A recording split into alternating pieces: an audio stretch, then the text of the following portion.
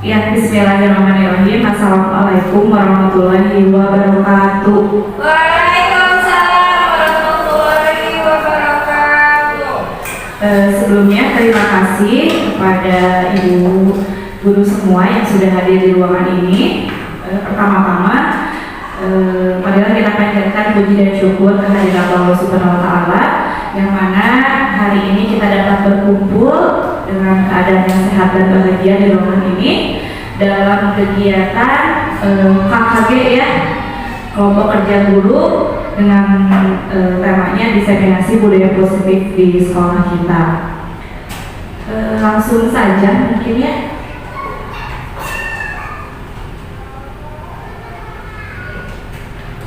Ya, ini ada salam dari Ki Hajar Dewantara, salam dan bahagia. Nah, berarti di sini guru itu harus bahagia, ya. Nah, sekarang yang akan dipaparkan itu mungkin sudah sering kita lakukan di sekolah, namun di sini hanya tambahan pemateri saja mengenai budaya positif. Nah, sebelum kita masuk ke materinya, mungkin kita harus tahu dulu apa itu budaya positif. Di sini ada tahu apa itu budaya positif? Ya, kemudian contoh penerapan positif apa yang telah kita terapkan. Kalau kita lihat di sekolah kita, itu sudah selalu setiap hari kita terapkan kegiatan positif di sekolah kita. Mulai dari pembiasaan ketika di pintu gerbang ada 45S, senyum salam sapa, kemudian pembiasaan di lapangan mulai dari upacara bendera, kemudian literasi, kemudian olahraga bersama, kemis nyunda dan sholat duha yang kita lakukan tadi, itu juga merupakan dari kegiatan budaya positif. Itu mungkin prakteknya. Namun di sini yang akan dibahas adalah mengenai teorinya. Nah, langsung saja. Budaya positif itu sendiri adalah nilai-nilai dan kebiasaan-kebiasaan yang ada di sekolah yang tentunya berpihak pada peserta didik agar mereka dapat berkembang menjadi pribadi yang kritis, penuh hormat dan bertanggung jawab. Ini pasti selalu kita lakukannya dari pembiasaan-pembiasaan di sekolah. Nah, sebelum ke sana ternyata ada perubahan paradigma. Nah, sebelum kita ke perubahan paradigma, kita kembali dulu tentang filosofi dari Ki Hajar Dewantara. Yang pertama adalah teori dari tabula rasa. Ternyata anak-anak kita itu bukan tabula rasa. Ada yang masih ingat teori tabula rasa? Ya, teori tabula rasa itu adalah bahwa anak itu kalau dulu diibaratkan sebagai kertas putih yang masih kosong, dan kita sebagai orang dewasa bebas mewarnai kertas tersebut. Nah, ternyata tidak seperti itu menurut Ki Hajar Dewantara. Semua anak itu terlahir dengan bakatnya masing-masing, karena anak itu unik, setiap individu itu pasti unik. Kemudian yang ketiga, pendidikan itu adalah budi pekerti. Mungkin sekarang kita sedang gembar-gembornya kurikulum merdeka. Mereka di sini bukan berarti anak-anak itu bebas untuk belajar, tapi maksudnya anak-anak itu memiliki budi pekerti, kebiasaan-kebiasaan yang baik untuk bebas dalam mengembangkan bakat dan minatnya yang ada dalam dirinya masing-masing agar menuju ke arah yang positif. Kemudian yang ketiga, tugas guru itu adalah menuntun. Jadi menuntun bakat tersebut, bakat yang sudah ada dalam diri anak itu, agar bisa tumbuh dengan selamat dan bahagia. Jadi anak-anak misalnya bakatnya di bidang sepak bola, nah kita tuntun ke arah sana supaya bisa berkembang. Kita tidak bisa memaksakan anak-anak itu sesuai dengan keinginan kita. Anak-anak misalnya harus bisa menjadi seorang dokter, tapi bakatnya tidak ada di situ, kita tidak bisa. Nah, itu apa yang akan terjadi? Anak-anak tidak akan merasa bahagia ketika menjalaninya. Jadi, tugas guru itu adalah menuntun bakat yang ada dalam diri anak agar dapat tumbuh dengan selamat dan bahagia.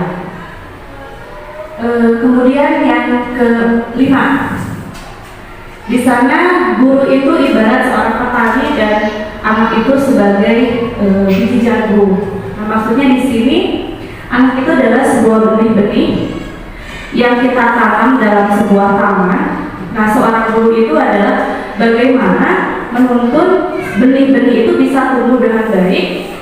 Nah, guru di sini adalah tugasnya itu adalah bagaimana caranya supaya tanahnya bisa menjadi gembur, kemudian bisa mengatasi hama-hama yang ada di sekitarnya, supaya anak itu bisa tumbuh menjadi jagung yang subur, begitu. Kemudian selanjutnya kodrat alam dan kodrat zaman. Kita itu harus mendidik sesuai dengan kodrat alam. Maksud kodrat alam di sini adalah siswa itu sudah memiliki bakat dan minatnya masing-masing dalam dirinya, sudah ada yang dia bawa sejak lahir. Jadi kita mengajarkan atau menuntut siswa itu dapat berkembang sesuai kodrat alamnya. Kemudian kodrat zaman. Jadi anak-anak itu kita didik sesuai dengan zamannya. Mungkin zaman ketika kita dulu kecil dengan zaman kita sekarang pasti akan berbeda anak-anaknya. Nah, kita tuntut anak-anak kita itu bisa belajar sesuai dengan zamannya.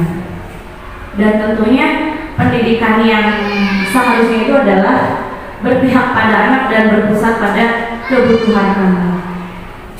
Nah, bagaimana untuk merubah paradigma itu yang biasanya kita itu mengajarkan anak harus mencapai KD-KD yang sudah ditetapkan.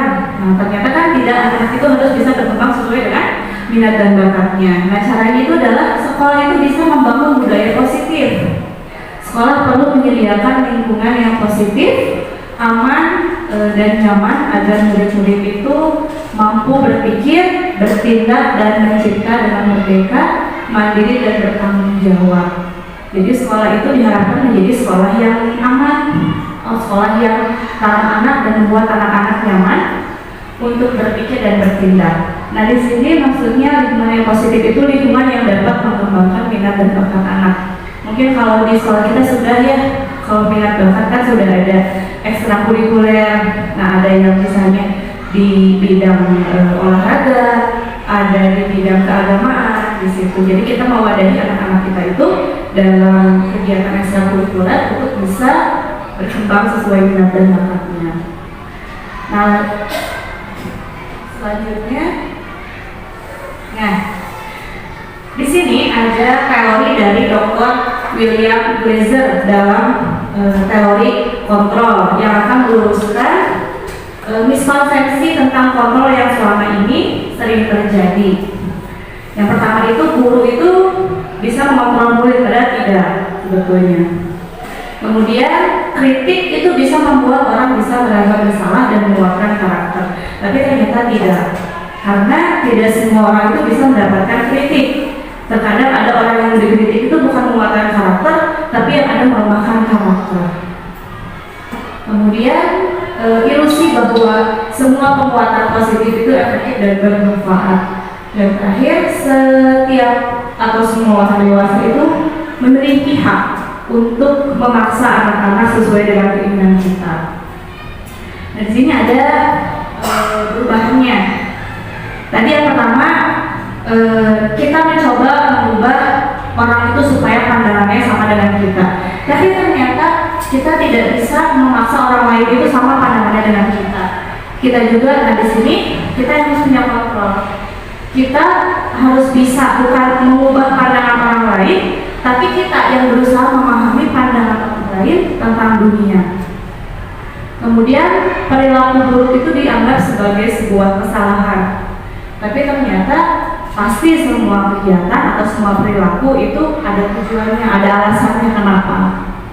Kemudian orang lain bisa mengontrol saya, tapi ternyata tidak. Yang bisa mengontrol diri kita itu adalah diri kita sendiri. Kemudian saya bisa mengontrol orang lain, kita tidak bisa mengontrol orang lain. Kemudian pemaksaan itu ada pada saat bujukan gagal. Jadi ketika kita tidak bisa membujuk, yang ada akhirnya adalah memaksa.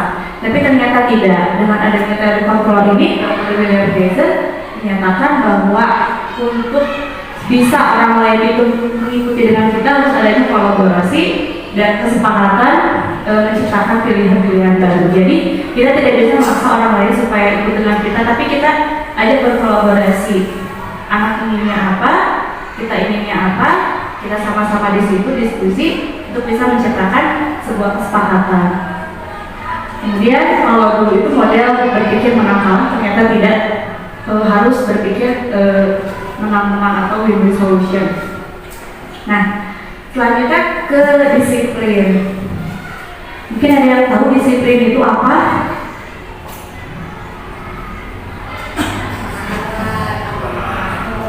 Apa? Menaati aturan. Kalau dulu itu mungkin kata disiplin itu sudah dikaitkan dengan tata tertib, kemudian teratur, patuh pada peraturan. Kata disiplin itu juga sering dihubungkan dengan hukuman. Jadi kalau misalkan siswa tidak disiplin, pasti kita kasih hukuman. Padahal sesungguhnya itu berbeda. Karena belajar dengan disiplin itu tidak harus dengan memberi hukuman. Jadi justru hukuman itu seharusnya tidak ada atau sebagai alternatif terakhir ketika tidak bisa atau tidak perlu digunakan sama sekali.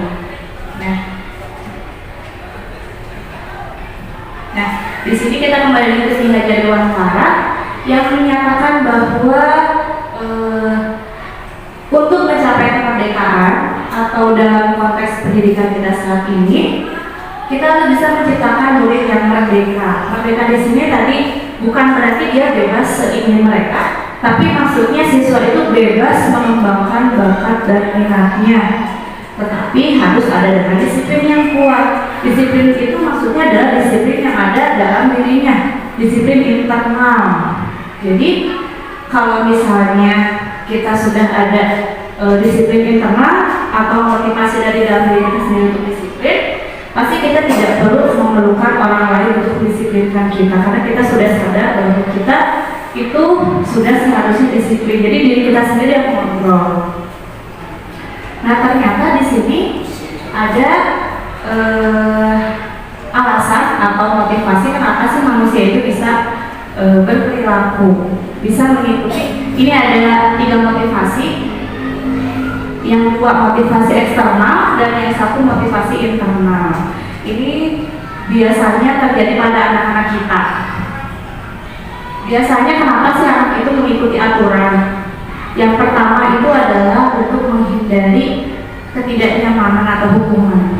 Aku mengerjakan PR karena kalau tidak mengerjakan PR takutnya dihukum oleh guru. Berarti di situ masih motivasinya eksternal, belum dari dalam dirinya sendiri.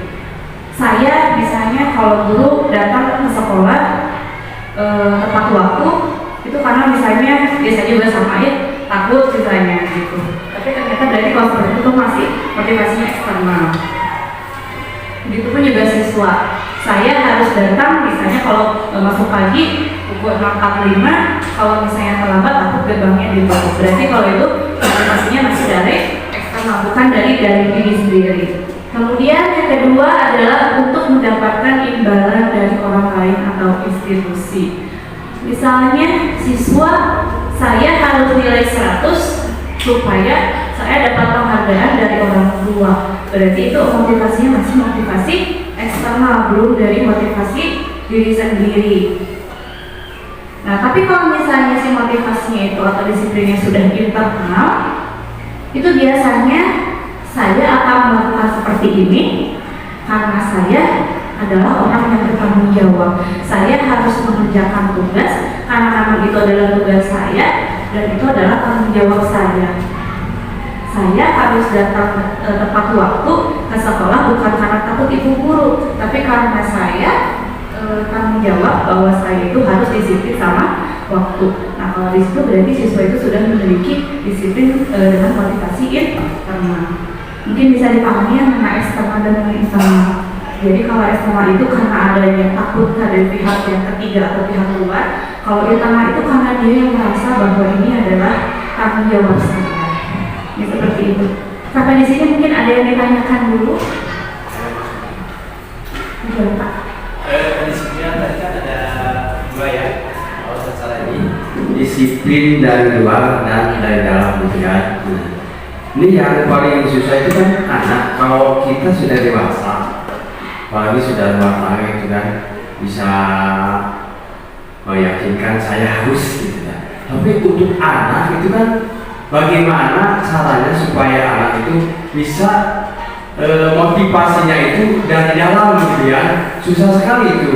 Nah sekarang kalau dari luar kan mudah untuk memberikan hadiah, makanya dari dorongan dari luar. Tapi bagaimana caranya supaya anak, ini kan anak, supaya itu motivasinya dari dalam, caranya itu bagaimana? Begini dia.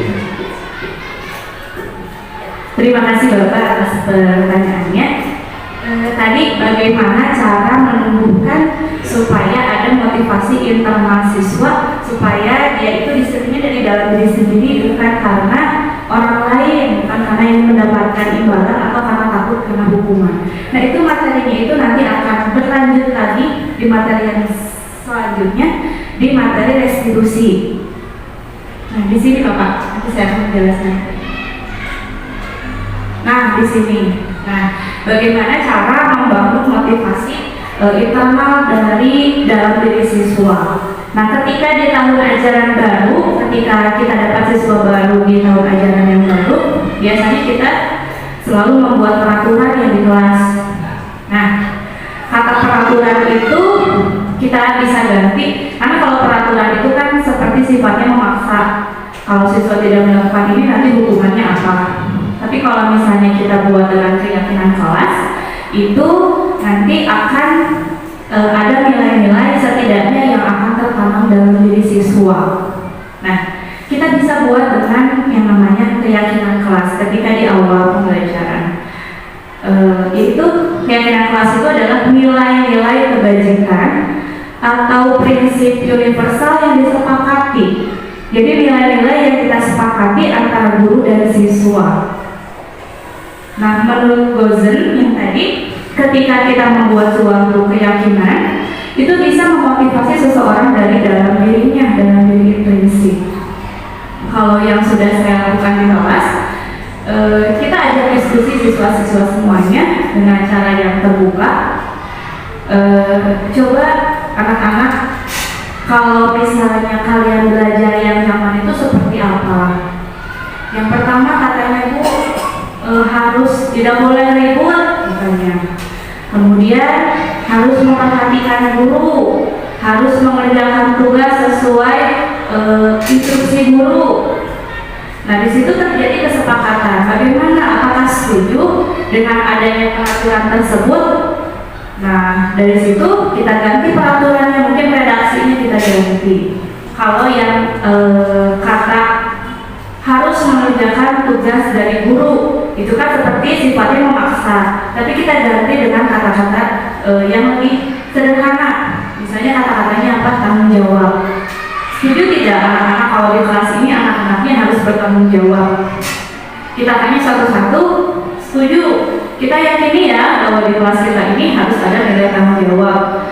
Ada kesepakatan di situ antara guru dan siswa. Jadi peraturan itu atau keyakinan kelas itu tidak dibuat oleh guru sendiri, tapi siswa dengan guru harus ada kesepakatan. Jadi ketika siswa itu melanggar, berarti mereka sudah melanggar kesepakatan yang telah dibuat. Nah di situ siswa juga belajar mengenai konsekuensi dari kalau kita tidak melanggar kesepakatan itu seperti apa. Nah, di sini ada cara-cara pembentukan keyakinan kelas. Nah, keyakinan kelas itu sifatnya abstrak, jadi bukan peraturan tapi nilai-nilainya. Kemudian berupa pernyataan-pernyataan universal, misalnya disiplin, kan tidak boleh datang terlambat ke kelas, berarti kan itu disiplin. Harus mengerjakan tugas, berarti keyakinan kelasnya tanggung jawab, begitu. Harus menghargai teman, berarti di situ adalah saling menghargai. Tidak boleh membuang sampah sembarangan, berarti nilainya adalah cinta lingkungan. Nah, dari nilai-nilai itu kita sepakati apakah anak-anak setuju atau tidak. Jadi nilai-nilainya kita kembalikan dulu ke anak, kita tanya setuju atau tidak, kita hanya berubah redaksinya aja, begitu. Nanti ketika sudah diubah, kita tanya setuju atau tidak. Kalau misalnya setuju, berarti sudah itu adalah keyakinan kelas yang harus kita yakini sampai nanti di situ. Mungkin Bapak pertanyaannya bisa kita buat dengan keyakinan kelas dulu. Nah, di sini ada contoh penerapan keyakinan kelas. Kalau ini foto orang lain, nanti ada foto yang saya. Itu yang pertama yang tadi saya sebutkan, guru membimbing siswa untuk membuat keyakinan kelas. Kemudian siswa di sini menulis dan menempelkan apa sih yang diharapkan di kelas itu supaya kita belajarnya nyaman. Nah, setelah itu, guru itu dan siswa merangkum keyakinan kelas untuk dijadikan kesepakatan semuanya. Nah, terakhir, kalau misalnya sudah sepakat, guru dan siswa menandatangani kesepakatan yang telah dibuat. Jadi sini siswa belajar untuk membuat sebuah perjanjian di situ. Di sini ada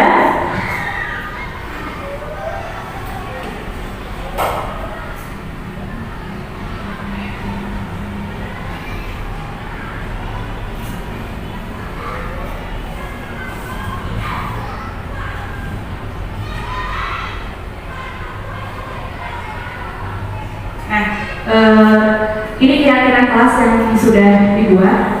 Mungkin nanti diterapkan di kelas ibu bapak.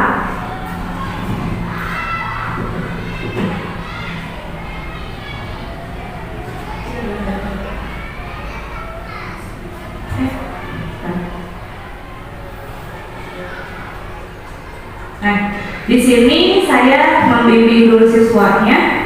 Kita nih mau membuat kesepakatan kelas supaya kelas kita itu nyaman, aman, tentram, jadi belajar juga enak gitu di kelas di sini. Kemudian saya meminta seluruh siswa, mungkin perwakilannya sama saya di sini, untuk menuliskan harapan apa sih yang diharapkan di kelas ini. Ingin belajar, gurunya harus seperti apa, teman-temannya harus seperti apa, mereka menuliskan. Kemudian mereka menempelkan di lembar yang sudah disediakan untuk keyakinan kelas. Setelah itu sudah ditempelkan, ditanya setuju atau tidak. Ketika setuju, anak-anak menandatangani di sini dan saya pun menandatangani di sini. Dan jadilah kesepakatan kelas. Mungkin di sini kecil gambarnya, saya buat yang besar di sini.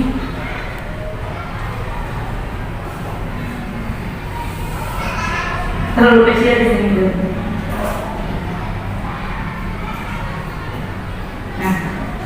Ini juga tulisan anak. Yang pertama adalah kejujuran.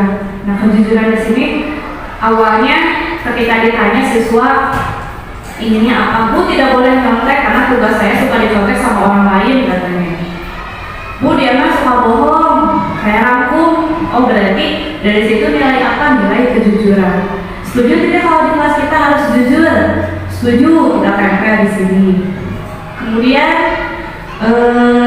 cinta lingkungan. Bu dia tuh kalau habis jajan sampahnya suka dimasukkan ke dalam kolong meja.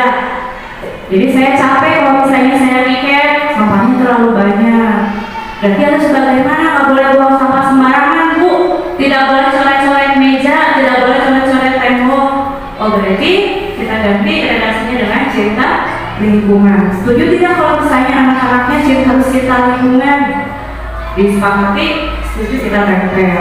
Sampai seterusnya ada tanggung jawab, kemudian kedisiplinan. Di sini ada tanda tangan perwakilannya. Karena kalau ini nggak akan muat, jadi di sini semuanya perwakilan perempuan 1, laki-laki 1, dan ini ada kesepakatan dari wali kelasnya. Jadi ketika sudah menandatangani ini, berarti kita sudah membuat keyakinan kelas yang akan kita yakini ke depannya di kelas kita supaya belajarnya bisa jalan. Begitu. Mungkin sampai di sini lagi ada yang mau ditanyakan? Boleh Pak.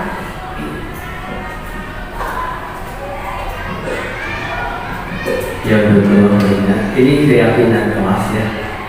Keyakinan kelas memang sudah disetujui oleh semua anak. Tapi kan ini namanya anak ya. Hari ini 2-3 hari seminggu ya. Bisa meyakinkan saya harus gitu kan. Tapi untuk anak itu kan bagaimana caranya supaya anak itu bisa motivasinya itu dari dalam gitu ya. Susah sekali itu. Nah sekarang kalau dari luar kan udah untuk memberikan hadiah, makanya dari dorongan dari luar. Tapi bagaimana caranya supaya anak ini kan anak supaya itu motivasinya dari dalam caranya itu begitu. Ya, menjawab dari pertanyaan Bapak tadi, bagaimana ketika misalnya kita sudah membuat keyakinan kelas, tapi mahasiswa itu masih ada yang melanggar. Kemudian apakah keyakinan kelas itu harus ada kesepakatan juga dengan orang tua atau tidak? Karena orang tua juga tidak semuanya setuju ya Pak ya. Kadang ada juga kita, padahal kita tuh sebetulnya niatnya baik untuk mendidik anak kita ya Pak.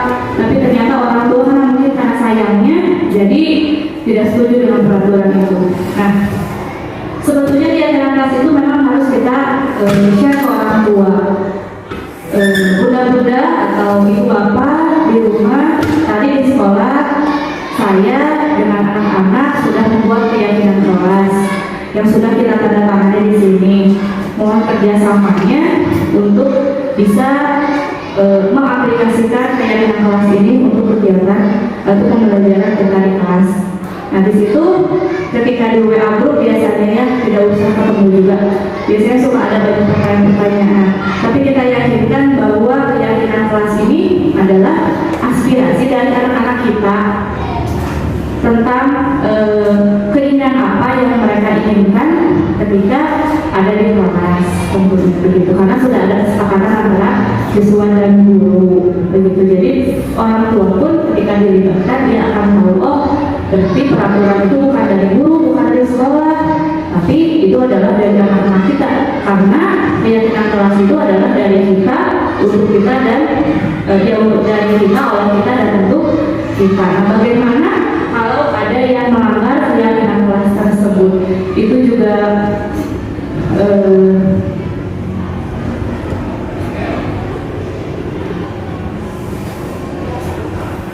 itu juga berhubungan dengan materi yang akan disampaikan tentang restitusi nanti dan posisi kontrol dulu. Nah di sini sebelumnya saya jelaskan dulu tentang kebutuhan dasar manusia dulu. Kenapa manusia itu atau anak-anak kita itu berperilaku? Ternyata mereka itu berperilaku karena ingin memenuhi kebutuhan dasarnya. Di sini ada kebutuhannya itu adalah ada 5. Yang pertama itu adalah survival. Survival di sini adalah bertahan hidup. Bertahan hidup seperti makan, minum, itu adalah kebutuhannya. Jadi kenapa kita bertindak? Itu adalah karena ini memenuhi kebutuhan hidup kita atau survival atau kebutuhan hidup sehari-hari. Kemudian juga cinta kasih atau diterima. Kita juga bukan anak-anak, tapi kita juga sama ya ingin disayangi, ingin dicintai gitu ya, baik oleh teman mungkin atau pasangan barangkali. Ya, kalau misalnya kebutuhan dasar kita tidak dipenuhi, pasti nanti akan ada perilaku yang bagaimana sih caranya kita supaya kita itu mendapatkan kebutuhan ini begitu. Kemudian penguasaan, kita ingin menguasai begitu. Kemudian kesenangan. Nah kita juga butuh yang namanya kesenangan. Ketika misalnya kita diberikan sesuatu yang sedihan, pasti kan tentunya kita ingin bagaimana caranya supaya kesedihan itu bisa hilang untuk mendapatkan kesenangan. Kemudian kebebasan, kita juga kan tidak selalu ingin dikekang, pasti ada juga ini kebebasan gitu. Nah ini adalah 5 kebutuhan dasar manusia yang memotivasi manusia untuk berperilaku. Nah di sini ada contoh kasus. Nah di sini ada contoh kasus. Mungkin mulai minta Ibu Rila dibaca ya. Ibu Ari, guru kelas 5 di SD Pelita Hati, sedang bingung menghadapi ulang salah satu murid di kelasnya, yaitu Agus. Beberapa anak telah datang dan mengeluhkan Agus yang seringkali meminta bekal makan siang mereka dengan paksa. Jika Anda menghadapi situasi seperti Ibu Ari, apa yang akan Anda lakukan? Menurut Anda, kira-kira apa alasan Agus melakukan hal itu? Ya, terima kasih Bu Rila. Ya, nah, ini ada sebuah kasus katanya Agus itu tidak membawa bekal makan siang bahkan setiap hari, jadi setiap hari itu dia meminta bekal kepada teman-temannya. Nah dalam konteks disiplin positif ini, nah Ibu Ari itu sebagai seorang guru itu mencari tahu mengapa Agus itu sering meminta makan bekal sama teman-temannya. Nah dikaitkan dengan kebutuhan dasar yang tadi, yang pertama kalau misalnya Agus itu ditanya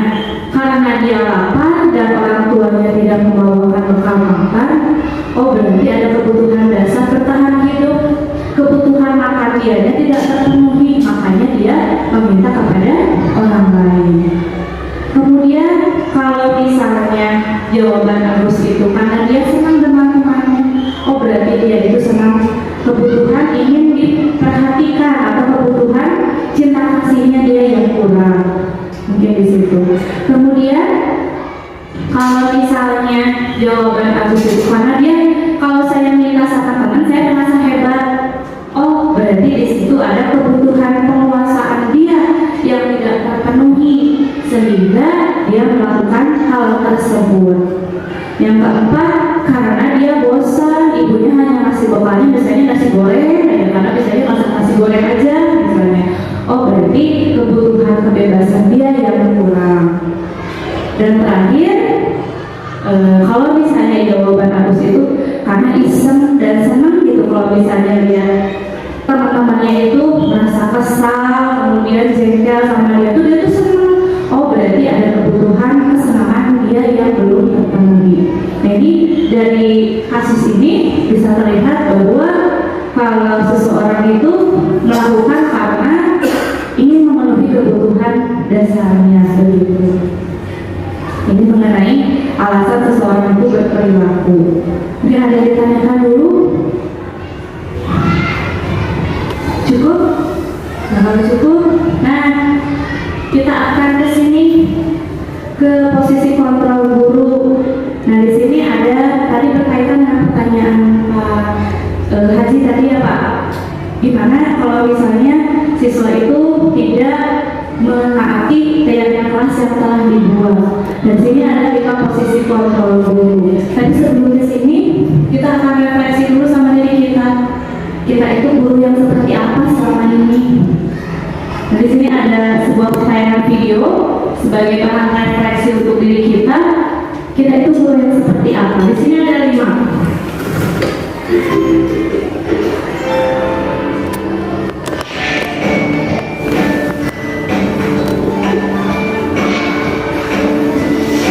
Video ini berikan dengan interaksi guru dan guru calon. Halo, Bapak Ibu guru calon guru penggerak. Video ini akan menampilkan dengan interaksi guru dan murid. Silakan menonton dan merefleksikannya.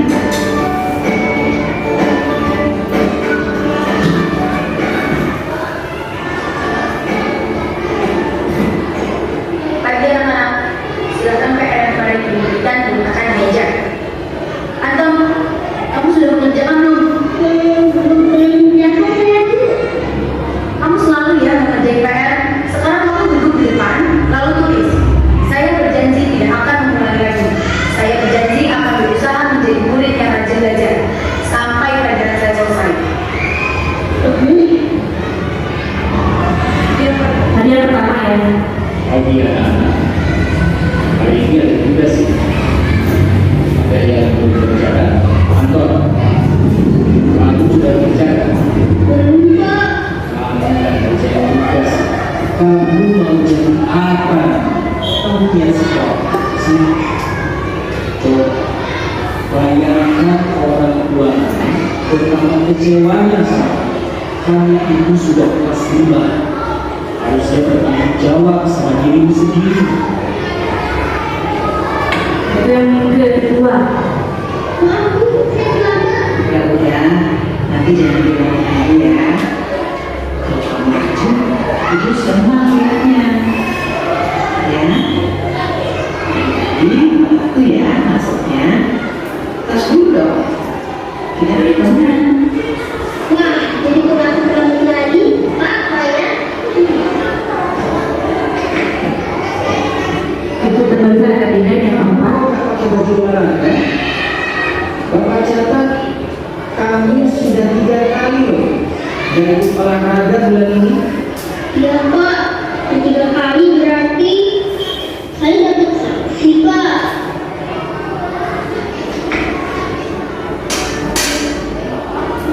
Bu, saya mau tugas. Maaf ya, Bu. Saya terlambat untuk tugas. Kenapa kamu terlambat mengumpulkan tugas? Iya, Bu. Saya mau sore dengan ibu dan baru. Besok saya tugas. Ya nih, apa yang bisa kamu perbaiki supaya kamu bisa mengerjakan tugas tepat waktu? Coba, kapan biasanya kamu membantu ibu jualan?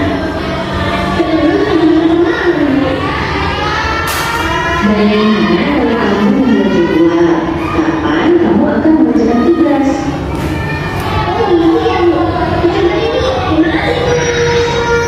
Nah, ini yang kelima. Tadi yang satu, kedua, ketiga, keempat, dan kelima. Nah, kita refleksi, kita itu termasuk guru yang seperti apa? Mungkin ada yang mau menyampaikan, mungkin Bu Safa atau Bu Lutfi yang tipe satu, yang ketika siswanya terlambat, dia marah-marah, so tulis di sana di depan. Saya berjanji tidak akan mengulanginya lagi. Atau misalnya yang kedua tadi, misalnya, kamu ini udah kelas 5, masa seperti ini kamu mau jadi apa? Kamu kasihan sama orang tua. Nah, yang kedua. Kemudian tadi yang ketiga, kok kamu terlambat aja? Gitu. Nanti jangan terlambat lagi ya. Pas dulu kan kita teman, kita teman sama teman. Atau yang keempat tadi, Bapak lihat katanya kamu udah sering nggak pakai baju olahraga, berarti konsekuensinya apa kalau misalnya tidak pakai baju olahraga terus? Atau yang kelima, ketika terlambat, tapi dia ditanya alasannya kenapa, kemudian kedepannya mau seperti apa? Nah, kira-kira yang mana Bu Lutfi dari 1 sampai 5? Yang 5. Kalau aku biasa di kelas mungkin yang nomor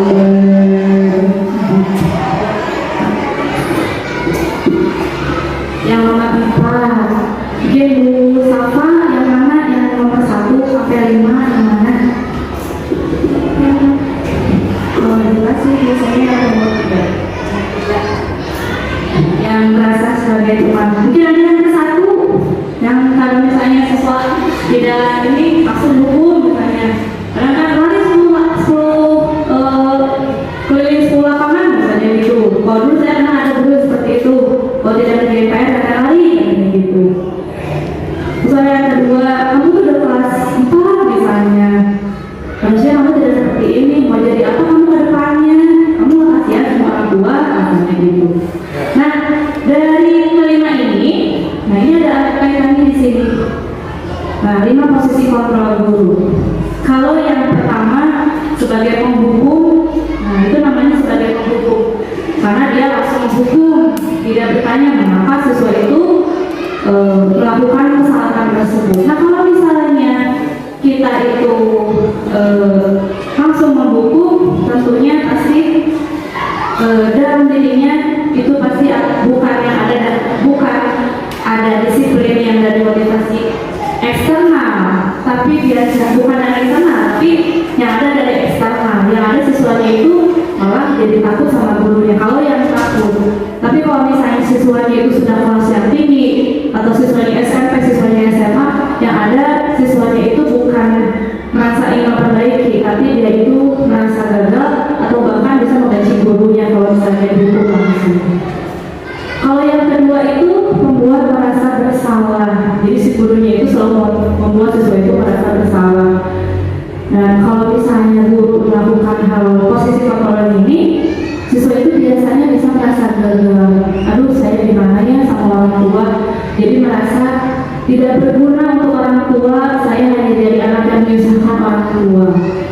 Itu akibatnya kalau misalnya menggunakan posisi kontrol membuat merasa bersalah. Nah, kalau yang ketiga, yang teman. Jadi kita memposisikan diri sebagai teman si anak itu baik bisa mendekatkan, tapi yang ada siswanya itu menjadi ketergantungan sama kita. Bagaimana kalau gurunya bukan kita? Nah, siswa pasti akan tergantung dengan itu. Nah, yang keempat, pemantau. Pemantau itu yang tadi kita sudah buat kesepakatan. Kalau misalnya sama, berarti konsekuensinya apa di situ. Jadi tidak ada tidak ada siswa itu yang memperbaiki itu, tapi bagaimana caranya supaya saya bisa menjalankan peraturan itu, tapi tidak dipahami secara intrinsik atau secara internal. Nah, yang terakhir kalau tadi manajer, jadi si guru itu menanyakan dulu kenapa sih kamu itu datangnya setelah terlambat? Ya karena saya itu suka membantu orang tua dulu di pasar, katanya gitu. Nah, guru belajar untuk memahami keadaan tersebut. Nah, kemudian siswa itu diajak untuk bagaimana sih caranya supaya tidak terlambat lagi. Siswa diajak untuk mencari solusinya untuk menyelesaikan masalah itu. Jadi siswa juga identitasnya dia tidak merasa gagal, kemudian juga dia diajak untuk bertanggung jawab. Nah, dari 5 posisi ini sebetulnya yang paling ideal itu adalah manajer. Jadi kita tanya dulu kenapa siswa itu melakukan itu, kemudian kita bantu dia bisa keluar dari masalah yang dia hadapi. Nah, kalau kita mengambil posisi yang manajer, nah itu pasti kita akan melakukan yang namanya restitusi. Nah, restitusi ini adalah proses menciptakan kondisi bagi murid untuk memperbaiki kesalahan mereka sehingga mereka itu bisa kembali kepada kelompok mereka dengan karakter yang lebih kuat.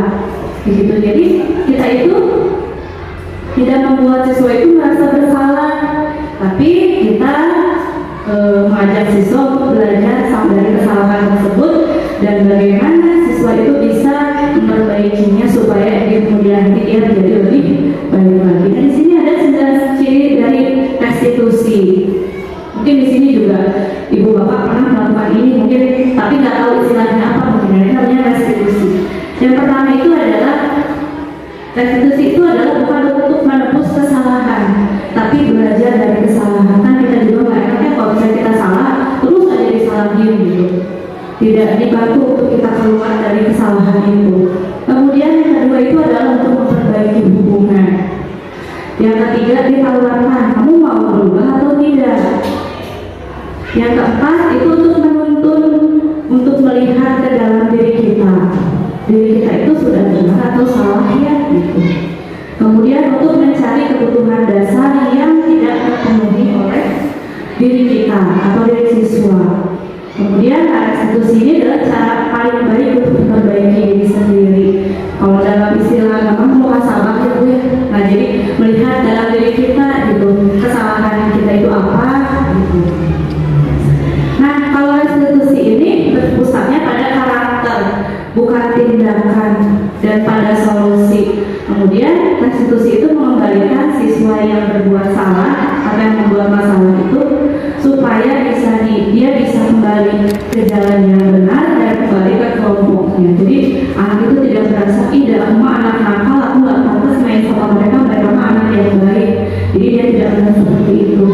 Jadi kita bantu anak itu supaya bisa keluar dari permasalahannya. Nah, di sini ada tahapannya. Kalau kita mau menerapkan restitusi itu ada 3 langkah. Jadi disebutnya segitiga restitusi. Yang pertama itu adalah menstabilkan identitas. Jadi kita pahami bahwa pasti setiap orang itu pernah melakukan kesalahan.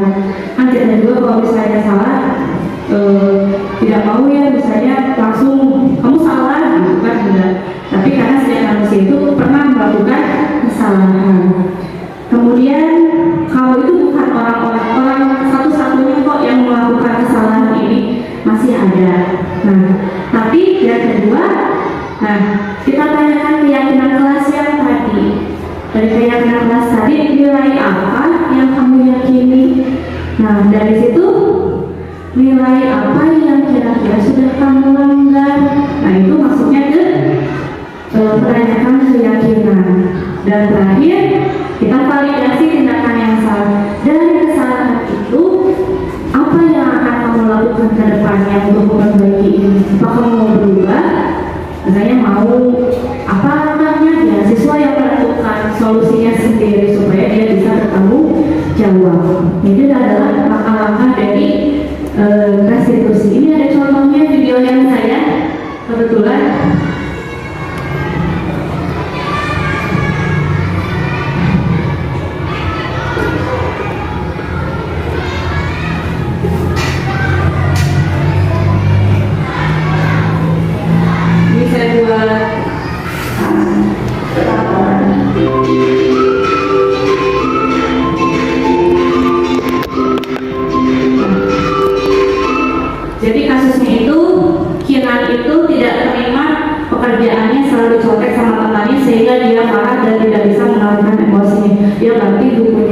ketika temannya mencontek terus.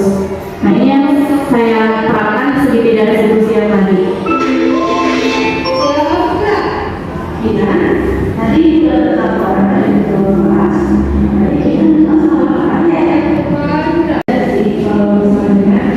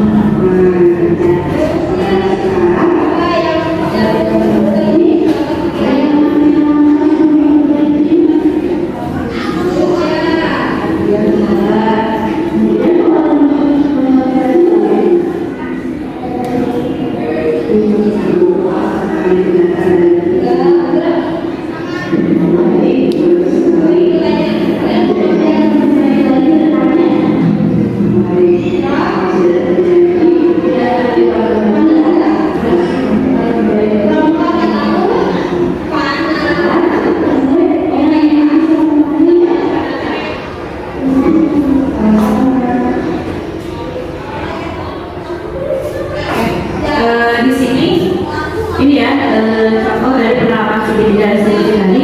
Jadi Kinan itu marah sama temannya karena temannya itu suka mencontek pekerjaannya. Terus Kinan itu marah-marah di kelas, amuk sampai bukunya dilempar. Nah, saya ajak Kinan itu ketika teman-teman tidak ada, diajak ngobrol berdua.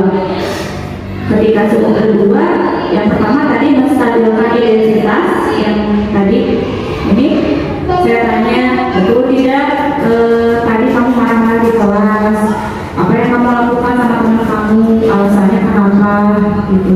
Terus ya wajar sih kamu kalau misalnya melempar buku kamu marah-marah sama teman kamu karena temennya menyontek, itu adalah menstabilkan identitas. Bukan kamu aja, pasti itu juga ketika itu terjadi pasti itu juga akan marah. Jadi dia tidak merasa karakter identitasnya tidak merasa jatuh ketika dia salah. Ketika saya panggil pasti kan dia juga akan deg-degan dipanggil sama guru, takut gitu. Dia juga jadi identitasnya tetap stabil. Kemudian yang kedua ditanyakan keyakinannya, keyakinan kelas apa yang sudah kamu langgar menghargai teman tadi. Kalau menurut kamu menghargai teman itu penting atau tidak? Gitu. Penting katanya. Kemudian terakhir yang ini validasi tindakan yang salah. Nah setelah ini apa yang kamu lakukan? Ya saya akan lebih sabar lagi sama teman saya, dan kalau misalnya ada mencontek nanti saya akan lapor kepada guru. Nah dari sini siswa itu sudah menemukan solusinya bahwa kalau dia salah seperti ini dia bisa memperbaiki kok gitu.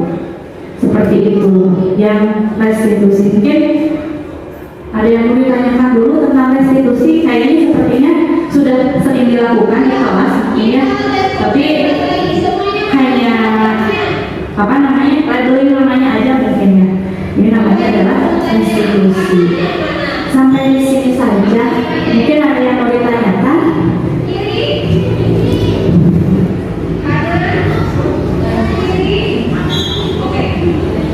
Boleh.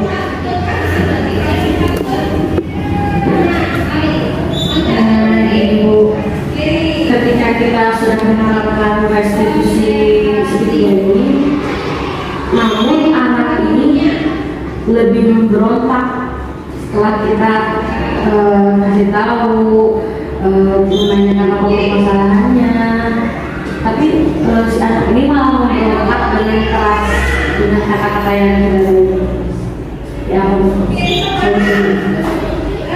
yang saya tahu kok kenapa ibu nanya ini. Ada yang di kelas ibu ya.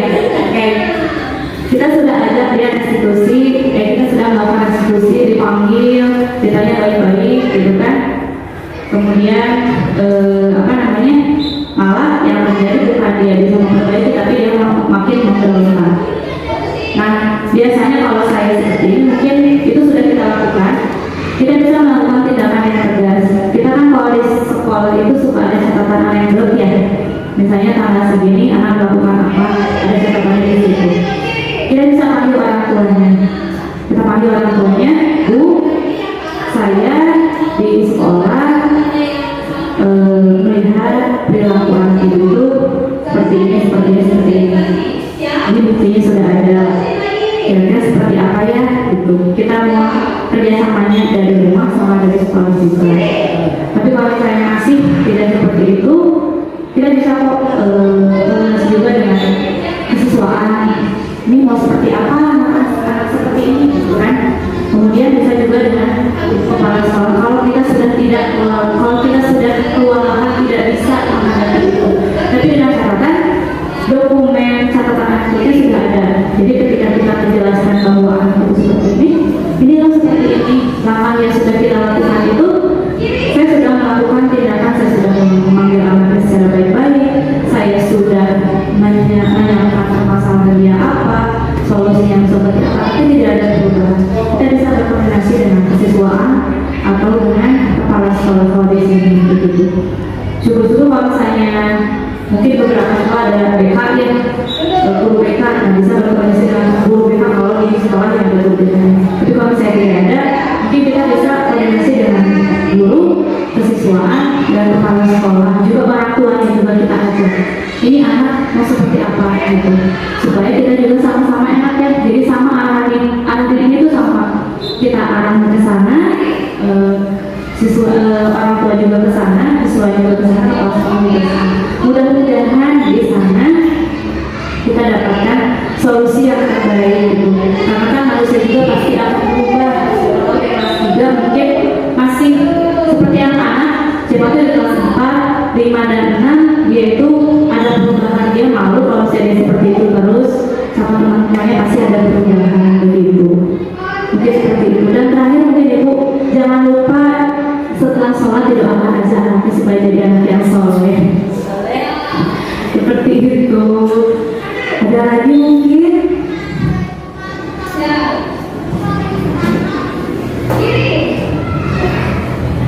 Barangkali mungkin dari kelas 2, kelas 5, kelas 3 ada yang mau ditanyakan dulu. Mungkin materinya sudah bisa diambil ya. Ini mungkin sudah sering kita lakukan, sebetulnya prakteknya hanya teorinya saja mungkin sekarang seperti ini begitu. Sudah mungkin? Oh, satu lagi boleh dari Ibu Rila, dari guru kelas berapa? Kelas 3. Yang ingin saya tanyakan terkait kebutuhan dasar manusia yang tadi sudah dijelaskan. Kan tadi kalau misalnya ada sebuah permasalahan nih, lalu kita mesti tahu kebutuhan dasarnya seperti apa. Dari ini anak kebutuhan dasarnya maunya apa. Misalnya kita belum bisa tahu dan mendapatkannya. Saya ambil contoh dari yang ibu aja yang tadi ibu tampilkan.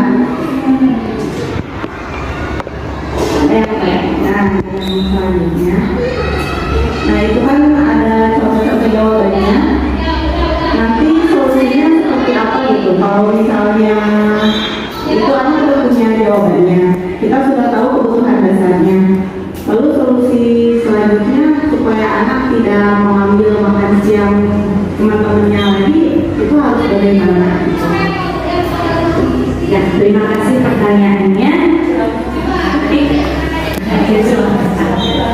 Ya, kalau misalnya anak suka minta makan terus ya, minta makanan teman-temannya terus. Kalau misalnya pertama, kalau misalnya dia itu lapar karena tidak dibawakan makan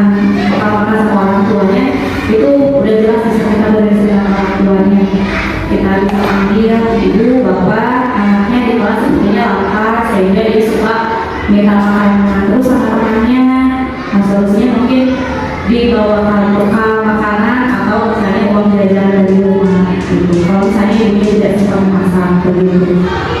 Kalau misalnya dia butuh cinta dan kasih sayang misalnya ini diperhatikan, oh berarti sepertinya di rumah dia tidak diperhatikan sama orang tuanya.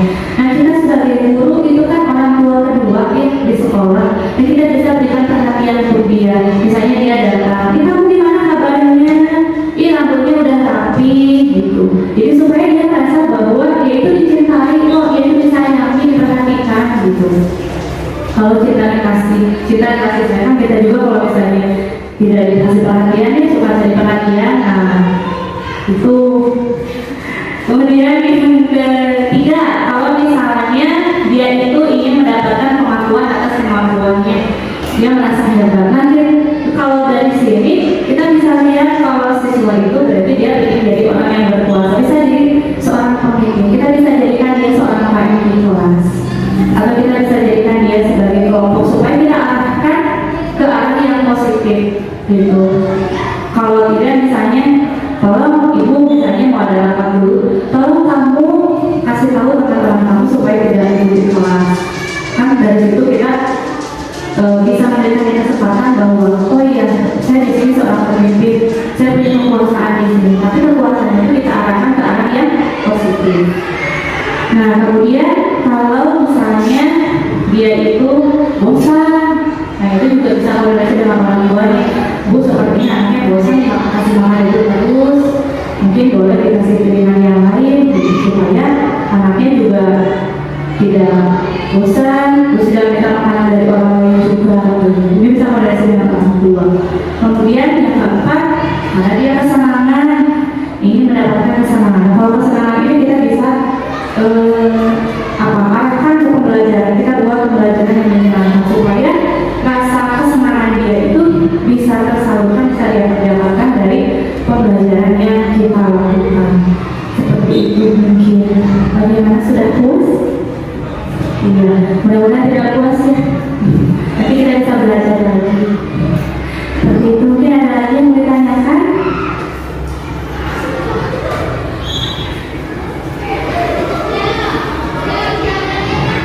Mungkin sudah cukup saja ya, karena waktunya juga sudah cukup begitu. Jadi kesimpulan dari sini, mungkin ada yang bisa menyimpulkan dari apa yang kita pelajari. Mungkin di sini bukan ini ya, tapi hanya sharing aja begitu. Mungkin ada yang bisa menyimpulkan, jadi kita itu harus menjadi guru yang seperti apa. Betul, jadi kita itu harus bisa menjadi guru yang bisa memahami karakter siswa-siswanya, karena siswa itu adalah unik, memiliki minat dan bakatnya masing-masing. Dan hendaknya pembelajaran di sekolah itu bisa berpihak dan berpusat pada kebutuhan murid, karena sejatinya tujuan pendidikan itu adalah untuk mengembangkan minat dan bakat anak supaya anak itu bisa mencapai keselamatan dan kebahagiaan setinggi-tingginya seperti yang disampaikan